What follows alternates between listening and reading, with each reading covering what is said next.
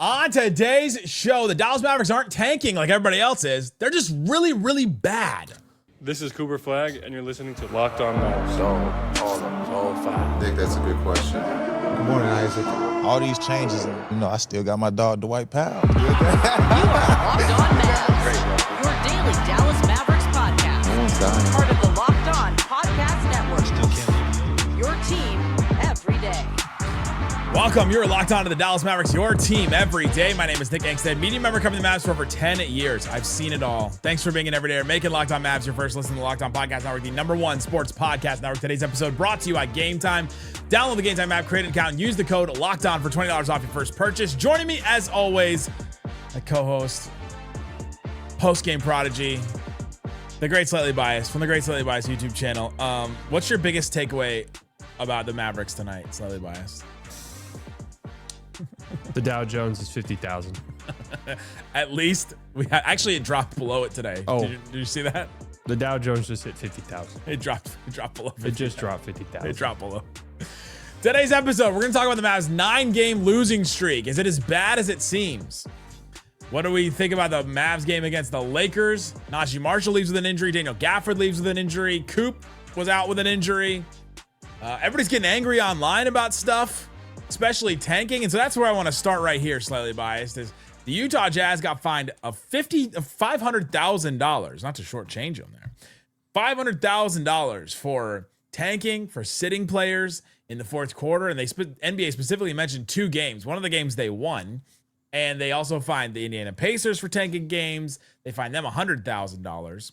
And people are all up in arms about this and about, well, we're only just doing what the NBA says. We're like, all right, the NBA says that the only way that us small market teams are going to get these stars is if we tank and if we get to the top of the draft, and we're not in it anyway. So what's the point? What's the point of these games? And now the NBA has this issue where these teams, like almost half the league, it seems like at this point, is not interested in winning games right now, or is not actively trying everything that they can to win games. And now we're at a problem where these teams are like doing it within games, not just sitting guys for the game, right? You go into a game, you're like, well, Jaren Jackson Jr. is going to sit for this game. Nope, he's getting sat in the fourth quarter, and the NBA had to step in. This isn't a new thing. The Raptors did this last year for a ton of the season, and I was upset about it. I remember talking about it on Locked On NBA Game Night about this. The thing about the Dallas Mavericks and all this, the Mavs are flying up the tank standings in a way. They've lost 9 straight games, their longest losing streak since 1998. Michael Finley was a player on the team, not the co-interim GM. He was Young a player, Michael Finley, too. A player on the team. And the Mavs aren't tanking at all. They have not done anything that would be constituted as tanking. Cooper Flagg sat out with an injury. Maybe Kyrie Irving could have come back earlier, but and maybe the Anthony Davis trade was a tanking maneuver, but they have not made one maneuver where you're like, oh yeah, that's a move. The Mavs are like actively tanking. No, they're just bad right now. Yeah, I mean, I guess kudos to them for somehow finding a way to climb up in the tank standings while not trying to tank, while every other team surrounding you is trying their hardest to tank. So I guess that's a positive to move with, that we're just the ethical tank continues. No, I said this on my show today, and I have reached this point. Tanking will exist no matter what. If there is incentive to lose, no matter how you want to fudge it, no matter how you want to bend the lottery rules or whatever the case may be, if you incentivize losing in a sport where having top end talent matters more than anything else, people will lose. So I don't want to hear anyone complaining about the tank anymore, unless your team abolished the draft, and then you can come join me in the abolish the draft. You're there already. You've been talking about this for days. Isaac was shocked. I mentioned this to him on the show yesterday, that I was like, yeah, Slightly is one of those people that's abolished the draft. I am. I'm just like, at least if you acknowledge that tanking is a huge problem you have to solve, I think that's the way you solve it. Other than that, I wouldn't recommend it or anything like that. But if you think tanking is that bad, you just have to get rid of the mechanisms that allow tanking to exist. I will admit, it is the optimal way for a team to get a star talent, and one of the only ways some of these teams. I don't blame anybody for tanking. No, the thing I get upset about is you got to admit it when it is what it is. Right? Yeah. All these people getting up in arms on, the Jazz. How did the Jazz get fined? They won the game. Even the owner, Ryan Smith, came out and was getting upset about it. Even David Locke, my boss, who I am also his manager as the NBA channel manager, said on his show, like what Bobby Marks said about the Jazz like ruining the integrity of the NBA was ludicrous and asinine. He was saying that about that. And I'm like, you got to call it what it is. You guys, that's what they're doing over there, right? Like, you're sitting. The Pacers have to admit that this is what they're doing. The Raptors last year had to admit that this is what they are doing, and now, there's the Wizards, by sitting both Anthony Davis and Trae Young and like not having them play this season, that have to admit, like, all right, this is what we're doing, right? The Mavs, when they were tanking in 2018, Mark Cuban admitted it out loud, got fined $750,000. So, like, call it what it is. It is what it is, man. That's what it is. But that's not what it is for the Mavericks right now. They are like actively trying to go out and win some of these games. Well, the Mavs tanked. I mean, they tanked their season when they traded AD. Like, that was tanking. That is the version of tanking that, like, when people point back to, well, nobody was upset when the process was happening with the Sixers. The process was like methodical, where they just like they traded all those guys away till they had nothing, until it didn't work, by the way. Well, it didn't work. They got a bunch of high picks and they just landed on the only one that worked was Embiid. That's my favorite thing about the tanking debate right now is go back and look at the finals teams, not even just the winners, the finals teams of the last 5 years. Were any of them direct products of just outright tanking? People are going to think the Thunder are, because they sat SGA for they were down for only 2 years, but they sat him for some of those. Like, they tanked out some of those years. But what's funny about that is, like, Giddey was one of those picks, right? Yeah, you got Chet, which helped you win a championship, obviously. Didn't help him beat the Bucks tonight, that's for sure. No, tough stuff for him. that's a tough look for our guy. By the way, the Pistons are now the best record in the league. Absolutely insane that we started the season talking about this historic Thunder season. Does it hurt your heart a little bit that now the Thunder don't have the best record in the league? No, because now the Mavs had the 29th pick in the draft. Improving the Mavs draft stock, both this loss and to the Lakers and the Thunder losing to the Bucks helped climbing up there. Hey, before the trade, you had the 50, the 61st pick, yeah, because of free agency. Now you have the 29th. That's right. Yeah, it is what it is, though, right? Like, and the rest of the season, we're at the All-Star break. This is the All-Star break. No more teams are going to play games until next week. Like, we're at the All-Star break. Teams are already actively tanking, doing things. It's going to get worse than this. It's bad this year for sure. Like, this year, it is bad. Now, tanking's always been there. It's been there for decades. Like, it's always existed. And like I said, it'll always exist in a system where teams recognize, why would we want to win games when we could get a 14% chance, even if that's the highest? And now the way that you flatten the odds, it has worked in the sense that, yeah, if you're the worst team in the league, that doesn't guarantee you anything. So there's no point in you even trying to bottom out, really. It has worked in that regard. But I think what else has happened is teams have realized, since they flatten these odds, like, yeah, getting the 8th best odds in the lottery is important to us versus having like the 10th. So we might as well lose as many games as possible. So now you have 11 teams, 10 teams that are like, yep, let's lose as many as possible. Like, listen, if we can lose some games, we go from a 4% chance for the number 1 pick to like 11 really quick. If we can start to lose some games here and move up the tank standings. I mean, the bottom 10 of the tank standings, like I'd say Milwaukee is still probably angling themselves to try and win and make a play and push with Giannis. They're actively winning games. I mean, right. But you have Chicago 6 straight losses, Memphis 4 straight losses, Dallas 9 straight losses, the Jazz 3-7 in their last 10, Brooklyn 3-7 in their last 10. Pacers are screwing it up right now. Pacers, yeah, and hey, the Pelicans 5-5 in their last 10. Yeah, so are the Pacers. The Wizards are 4-6 in their last 10. I think the Pelicans probably make a March run. I thought that all season. Yeah, same. I bet it still happens. Yeah, and they just make the Clippers upset. Yeah. Hawks. The Hawks. Yeah, they make the Hawks upset. Was the Jazz fine justified to you? Well, so it's actually kind of interesting because they mentioned on the release that, because I guess they do have the private, or not private, but the like league third party doctors who look at these players and look at their medical stuff, I guess, to see if they're actually injured. Bad. I did find it interesting. They mentioned Jaren Jackson Jr.'s name, and it comes out today that he needs season-ending surgery. That seems like kind of a serious thing. So if I'm the Jazz, I'm like, hey, we want our money back. That is a weird one with him having like a growth. Yeah, but they didn't know that. They didn't know that at the time when they sat these guys. So yeah, is the thing the Jazz didn't know, or we did our thing and like, yeah, he needs to get it removed surgically, but like he could play right now, or is that what it is? I don't know, because you know what?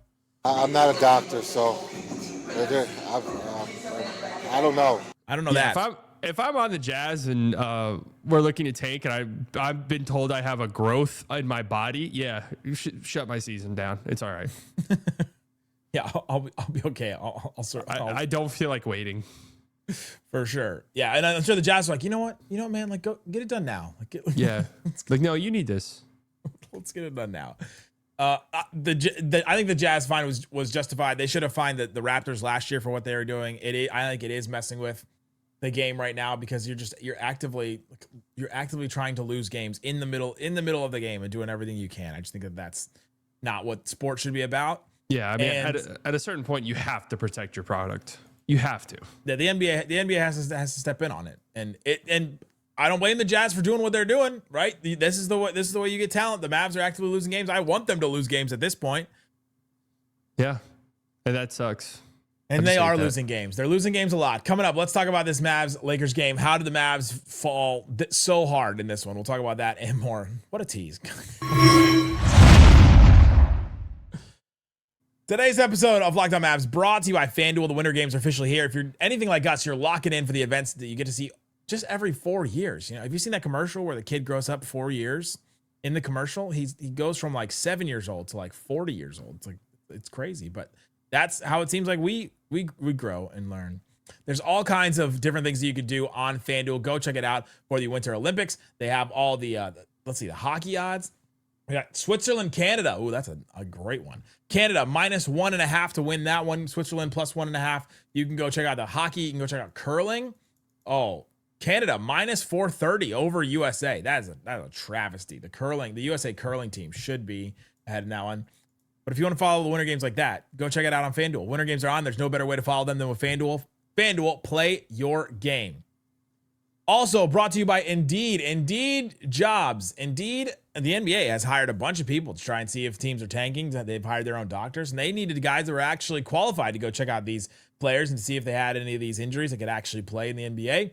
And they did it by finding the right candidates. And you want to find the right candidates for your job that you're hiring for? Check it out with Indeed. You can use Indeed sponsored job. That's the move to match with quality candidates by boosting your job listing to the people who fit your specific criteria, like skills, certifications, and locations. That's why you want to think about Indeed. You can specify and target exactly what you need. You're not just sifting through a ton of different resumes. It saves time because you're spending less energy sorting through a bunch of mismatches. Like, okay, you look at a resume and you're like, all right, this guy doesn't even have some of the certifications. He just shot his shot.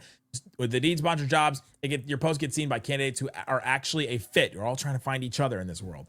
And here's a stat that says it all. In the minute I've been talking to you, companies like Indeed made 27 hires on Indeed, according to Indeed data worldwide. So if you're hiring, spend less time searching and more time interviewing candidates who check all your boxes with Indeed sponsored jobs. Listeners of this show get a $75 sponsored job credit to help get your job the premium status it deserves at Indeed.com/podcast. That's Indeed.com/podcast. Terms and conditions apply. Hiring, do it the right way with Indeed.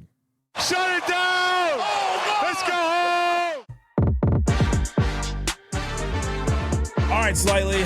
Thanks for hanging out with us on Locked On Mavs, being part of the show, part of the Raccoon Squad, listening every day. Appreciate each and every one of you for checking out the show and listening. We have the Everydayers Club, LockedOnMavericks.supercast.com. You get ad-free episodes of this show. Got a couple comments recently. Too many ads. All right, well, subscribe to the Everydayers Club.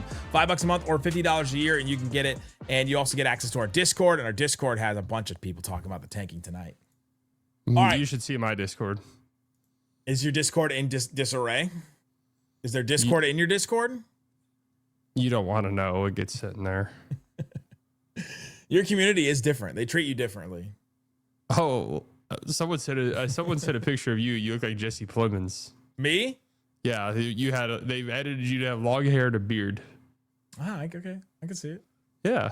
Why does it say Nick Angstadt 2 over there? Are you soft launching a new era? You know what? I had to have my clone sit in for this one because Nick Angstadt 2.0. I just couldn't do it for this one. No, I was doing a training earlier today. Okay. Mavs lose this game. It looked like they were fighting back. They went down 10, then they went down 13. They fought back in each one of them. But in this 9-game losing streak, they've had a terrible defense. Their defense has just completely fallen out. They've fallen out of the top 10 for the season. They have like 118 points allowed per 100 possessions on defense. Tonight was 127 on cleaning the glass. Like, just absolutely brutal. They just got torn apart. Lakers had 66 points in the paint. Lakers only hit 10 of 31 threes. They only went to the line 21 times. They are number one in the NBA in free throw rate. This is a big thing that everybody watches when you watch the Lakers, and it was only 18 of 21. They just tore the Mavericks apart inside, basically, is what happened. Jackson Hayes had 16 points. LeBron had 28 points, and he was just getting to the rim, getting to the free throw line. Austin Reeves had 18 points, and it's not like these guys were taking a bunch of jump shots and just hitting tough jumpers either. This was a tough one. It looked like in the second half the Mavs decided, man, like, that All-Star break sounds pretty good. Yeah, I did. And that's what kind of sucks about this losing streak. It's one of the things we've said dating back. We're now like at a calendar year full of just losing now at this point in time. And like actively wanting to lose, which sucks. But yeah, the whole time we've really been like, they're playing hard. Yeah, this second half felt like, oh God. Please. First half they did. I was ready to come on here first half and be like, man, this team, they continue their identity. They continue with it, but no. No, I mean, think about defensively. You go into the season, this identity you're supposed to have is we're going to be massive. We're going to block shots at the rim. We're going to have just a ton of size everywhere. We're going to rebound well. And we're going to play it probably at like a pretty slow pace. And now your team is like Tyus Jones is getting, 20 minutes, and he is woefully bad defensively. Your center's Daniel Gafford, who's undersized, best suited as, a backup big. Right. So Daniel Gafford is your starting center. And that comes with its problems defensively. Although I thought Gaff was fine tonight. He got hurt, by the way. So again, that's great. Yeah. You just can't keep aggravating the same thing. I know, just endless. But now your size is gone, and a guy like PJ is just kind of just a shell of himself this year, for just being honest with ourselves. I thought he had a good game tonight, though. Yeah, he did. But I'm just saying, best games. In the grand scheme of what's happened with this team and why the defense is just completely and totally fallen apart and collapsed, right. It's also just, you're injured. No Coop tonight, obviously, but D-Live's been out all year. You traded away AD. There goes your two best defensive players on the team right there, AD and Dereck Lively. Gone. And yeah, that's it. It's Dereck Lively's so good and important, and I hope he plays next year a decent amount. That solves a lot of problems. I did a show the other day talking about how to build a team around Coop and Kyrie that could actually like contend or at least be like top 6 in the West next year. And like if Lively is healthy, that answers so many of the Mavs questions. Yeah, so many. Please. The Mavs record in the last calendar year since February 12th of 2025. Calendar year. How many wins do they have this year? 19. Do they have what? 30 wins total? 30 and 51. That's actually not as bad as I would have guessed. Not as bad as you think. It's definitely not as bad as it feels. But they went 11 and 17 at the end of last season. AD was playing a bunch of those games. If you remember, the Mavs like limped into that play-in tournament, and then they won the first game against the Kings team. And that Kings team, talk about a team that's just bad. Yeah. Oh my gosh. The Mavs have lost 9 straight games. It's not the longest losing streak in the NBA because of those Kings. 14 straight losses for them. Oh yeah, right. Sorry, I shorted them one. Absolutely insane. Our new Locked On Kings host started in the middle of it, and they haven't won a game since he took over. Shout out to James. I mean, and this is every day. I'm so fortunate we have Cooper Flagg, because some of the conversations we'd be having, man, would be dark. That's maybe the takeaway of this game. Imagine this is the product you're watching. Yeah. No Cooper Flagg. Who are you putting the hope in, right? Ryan Nembhard had like 17 assists in the G League last night. Okay, nice. Or 13 or something. G League assists or G League stats are just insane. Anytime I see Hardy averaged 30 a game. Yeah, anytime I see it feels like one of those things where if I see like a tweet that you had a bad G League game, I'm like, uh-oh. It's like having a bad summer league game. It's like a good summer league game doesn't always mean you're going to be good in the NBA, but a bad summer league game usually is like, ooh, that's a bad sign. I feel like summer league though in years past has gotten so wonky that it's just like, who cares what happens? Yeah, but if you don't look like you belong, yeah, that's the thing. Remember Trae Young had like the worst summer league we've ever seen. He shot bad in summer league. Brunson shot bad in summer league. Yeah. Flagg was awesome. Well, he had that bad first game. What did he go like 2 of 14 or something? He shot the ball bad. He shot the ball badly. He was a bust. This team is just falling. This is like the Mavs could only play like a second unit. It felt like today. Yeah, dude. Okay. I mean, it's crazy the amount of injuries that they have, and then most of these guys have. This is their second or third game on the team. At one point, the lineup was Tyus Jones. Yeah, this was crazy. Klay Thompson, Chris Middleton, Marvin Bagley, and Max Christie. And I was like, tell that to somebody 3 years ago that Chris Middleton, Klay Thompson are on the Mavericks. Plus Tyus Jones, who was like this sought-after six-man guy. I was going to say 3 years ago, they'd be like, oh, nice. You'd be like, oh, man. And Max Christie, you're like, oh, that's like the interesting guy the Lakers have, right? And then Marvin Bagley, who's already not known as a good player then, but like, maybe let's go back to 2018. Imagine 2018, you told somebody that was a Mavs lineup where Chris Middleton was like an all-star with the Bucks. Klay Thompson was still like really good. I mean, dude, tell someone that before this past season. You'd be like, what? At the beginning of this season, tell them that. I know, that's what I'm saying. Like, you just be like, what? What happened? It's just so weird, and that's where we are at this point. I know.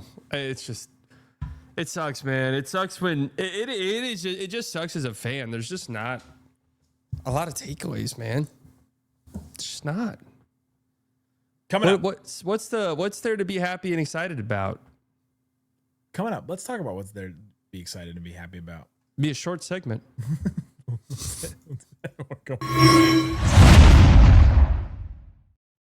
Today's episode of Locked On Mavs brought to you by Game Time. Speaking of this Game Time, I can't do this. I can't do this copy for this one right now. There's nothing like being in an NBA arena. The crowd, the energy, the moment. I'm gonna shift here real quick and help you out here. Game Time has all kinds of different events. There's concerts, all kinds of things that you can do on Game Time. You can see the view from your seats. You'll see all kinds of, there's too many concert venues in DFW. You got to be able, you can't know all of them unless you're some kind of crazy concert person. Game Time will help you. They'll also give you the all-in upfront price. So there's no surprise fees at checkout. Use Game Time for concerts and all kinds of other things. Take the guesswork out of buying all kinds of different tickets with Game Time. Download the Game Time app, create an account, and use this code. It's Locked On, LOCKEDON. For $20 off your first purchase. Use that code Locked On. Again, for $20 off, download the Game Time app. And remember, it's gametime.co, not gametime.com when you're using the website on desktop. Shut it down! Let's go home! All right, Slightly, talking about the Mavs loss to the LA Lakers. Are you impressed by what LeBron is doing right now?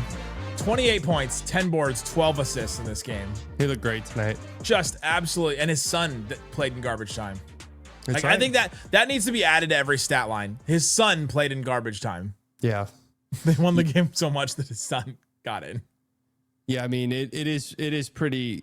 It's just nuts anytime he does anything like this. And the Lakers just, if from a pride point of view, like the Lakers, the whole game, even in the first half when they were only up by 3 points, they were playing this game like they were up by 50 with the passes and all of that. Professional Mike Muke. That was professional. We almost lost slightly. You're learning something over there at Haymaker. That's right. They were too. And like, that's one of the reasons why the Mavs got back in the game. The Lakers got a little sloppy. The Mavericks were able to just take advantage. It felt like the Mavericks were a team that took advantage of a turnover for an NFL team. Like, a team that just kind of bides its time and waits. Like, all right, they're going to make a mistake. Yeah. They're going to make a mistake. And then they did. And then the Mavs capitalized on it, went on little runs. And then it just didn't sustain them in the second half at all. One of the reasons why they shot 26% from three. What did they shoot in the second half? Because they actually shot the ball well in the first half. They only made 1 3. One of 13 in the second half. And the only one made by Brandon Williams. You're not gonna win many games, you're definitely not gonna come back in any games when you only hit 1 3 in the entire second half of a game like this. Yeah, and that's this Lakers offense. Even without Luka, they're gonna put up points. They're gonna score. It's what they do. They move the ball well. They generate good looks. They generate good looks for their bigs who roll hard to the rim and try on a consistent basis. And Jackson Hayes was really solid tonight. Rui played well. Like they generated good shots for pretty much everybody up and down the team, up and down the roster. And funny enough, LeBron was really good. Reeves was pretty solid off the bench, but yeah, the Mavs just couldn't. They didn't get any production, really. They didn't get enough offensive production to stick around. And you can't win any games making 1 3s and a half. You just can't. The Mavs, this is a stat I was looking at in the first quarter. The Mavs in the first quarter had 11 assists to 13 field goals made. It's like a stat where you're like, oh, they're generating offense. Their ball movement is good. Like that's good. They finished with 22 assists. Oof, that's not good. They got 11 in the first quarter and 11 the rest of the game. Yeah, the first quarter was like the floodgates were open for both teams. The ball, like, I felt like the ball was moving. I feel like Chris Middleton brings a little ball movement to this team. Tyus Jones brings some of that too, where they're moving around a bunch. But man, it got stagnant real quick with this team. Yep, it did, and the shots stopped dropping, and it all just completely goes downhill. And I think it's like the Mavs got back in the game. The Lakers only made 1 3 in the second quarter, and that's when the Mavs kind of made their comeback. It just feels, we see this constantly. Once a team just strings together a couple threes, it feels like some insurmountable thing for the Mavs because they don't hit any threes at all. They don't make any threes. So now all of a sudden when, like, let's say a 4-point deficit in a couple possessions goes up to 10 because of a couple threes, you're pretty much done. It's going to have to be a slow, painstaking process to get back into the game. And the Mavs have done that at times this year, right? I don't know if they're still on pace to set the record for the most clutch games, but they've been proficient at doing these like fake comebacks, but it's just so hard to win when you don't shoot threes, man. Well, I think they were never going to win this game without Coop. Like that. I mean, that was. No, yeah. And the Lakers had the best clutch record in the league this season. The Mavs, the Grizzlies and the Pelicans have tied the Mavs for most clutch losses, 21. Wow. 21. Okay. All right, so the Mavs still the most clutch games, though, right? They're at 34. Yeah, the Pistons have 32. The Grizzlies have 32. The Blazers have 32. Mavs better keep up this pace, man. We want to set the record. And that's another reason why I can go back to the point before where the Mavs aren't tanking. They've been in all these clutch games. They've been in all these games late in this. I would say this. If I were a Jazz fan or something and I'm just getting annoyed of everybody talking about my team, I'd say, yeah, but you guys traded AD while you were like 1 game out of the play-in tournament. Yeah, that was a financial move. It was more financial move more than anything. He also wasn't playing games. That's not even a competitive thing for me. He was not playing games. True. They got better technically, but just having players who join the team. Yeah. But no, I if I were in the league office, I'd say, dude, Adam. Obviously, Adam Silver. I'd be on a first name basis with him at this point. Is that everybody just calls him Adam, or did they go Mr. Silver? I'd call him Adam because just out of like a power move type of thing. I'd say, Adam, we have to get rid of the play-in tournament. This is embarrassing. I would say to Adam Silver, because I think this would speak to him. Adam, like, we need to add a tournament within the tournament. Can there be a play-in for the play-in? Can we have like 11 and 12? Because that's the only thing that's going to speak to him. Is like, True. Okay, the whole thing is a tournament. So then you get him to the point where he like, the whole thing is a tournament. He's like, oh, interesting. Now you're speaking my language. The idea that came out today that a tournament to determine draft position, that's one of those ones where you're like sitting in the room and everybody's writing on a note card and you just put it up on the board. Like, all right, no idea is a bad idea to brainstorm. We're just throwing out everything out here. Wouldn't that be so punishing for bad, like genuinely bad teams? That would be so crippling. Like, how would the Kings get out of that right now? Right, that's what I'm saying. You'd just be stuck in this endless muck where you're drafting 12th every year. And it's just like, I hope this is the year. Yeah, like we hope we get a Devin Booker or a Giannis. Yeah, once every 3 years, one of these guys is great. And hopefully this is the time. But no, I'd get rid of the plan. But I made the joke on stream where I was like, yeah, so like I can see Adam Silver in meetings like, guys, what if we did a tournament to determine the winner of the league? And they're like, oh, Adam, we already do that. It's like what the playoffs are. He's like, oh. So we can't make a tournament of that? How many times do you think the Mavs took a shot at the rim tonight? I have no clue. I already forgot what happened in this game. 12. That's 18. What did they even shoot? 18% of their shots. That's the 5th percentile. That's terrible. 18% they didn't shoot threes and they didn't shoot at the rim. 28% of their shots were threes. That's terrible. It's 8th percentile. 18% of their shots at the rim. 54% of their shots were mid-range. 99. That's exactly what you want. And it's abbreviated as mid, which I think is a perfect encapsulation of the Mavs shot selection. Yeah, that's how you win basketball games. The other day I did that show about building around Flagg and Kyrie, and I was like, okay, building a team to get to the top 6 or definitely a title contender. You have to have your 3 to 5 spot in your rotation have to be high level role players. Like your next 3 guys after your top 2. Yeah. And I was like, all right, you got PJ, Max, and Lively if healthy. Like those are probably your next 3.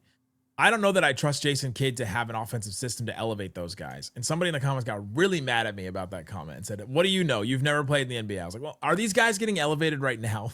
I know they don't have any guards. But like, God, was that Kidd? They're not being elevated right now. Look at the shot selection in this team. Look at the way that this team is operating on offense. Yeah, I mean, the one pushback I'd have on that, and look, you can just call him a Luka merchant all you want, and that could be true. It's like they were great offensively when Luka was here, and again, that could just be 100% driven by Luka. But this team just doesn't have like a consistent go-to creator. It doesn't have. But they knew shooting. That the thing that I get frustrated about the most is they knew that coming into this season, and then they were like, all right, we're gonna try this 80 at the hub. Remember they kept talking about 80 at the hub. Yeah, and like he's gonna be the hub like Sabonis, and they tried that without a point guard, and they were the 30th offense for like the whole first 2 months of the season. Yes, like that was their one move. I mean they were shooting like 16 threes in game. Like that's the thing too. Is like, all right, nobody's gonna create threes for you. All right, so our system has to generate threes. All right, well that's not happening. It's gonna work out because this team's gonna lose enough games, and the Mavs are gonna get a really good player at the top of this draft. And that sets you up going forward. And then the Mavs rebuild next season is, moves forward. They'll get somebody at the top of the draft. Yeah, I mean, they'll almost certainly get a top 10 pick. Let's hope for some lottery luck. What are they again? Right now, if they stay right where they are, it's a less than 1% chance they'll be out of the top 5. Less than 0.1. Top 10. 1% chance they're 10th. 13% chance they're at 9th. 34% chance they're at 8th. I don't know enough about this draft yet to have like a real strong stance.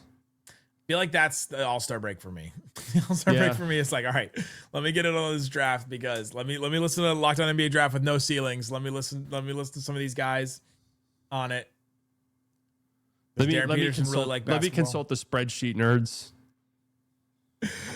Oh man, go check out Slightly Biased. Great show on Haymaker and on his YouTube channel. We'll have more shows coming up throughout the weekend. Isaac will be taking care of it all throughout the All-Star. I don't know what he's going to talk about with All-Star, but I'm sure he'll talk about the Mavs. Guys, thanks so much for listening to Locked On Mavs. Peace out. Boom. 1, 2, 3 Cancun. Have fun, Nick.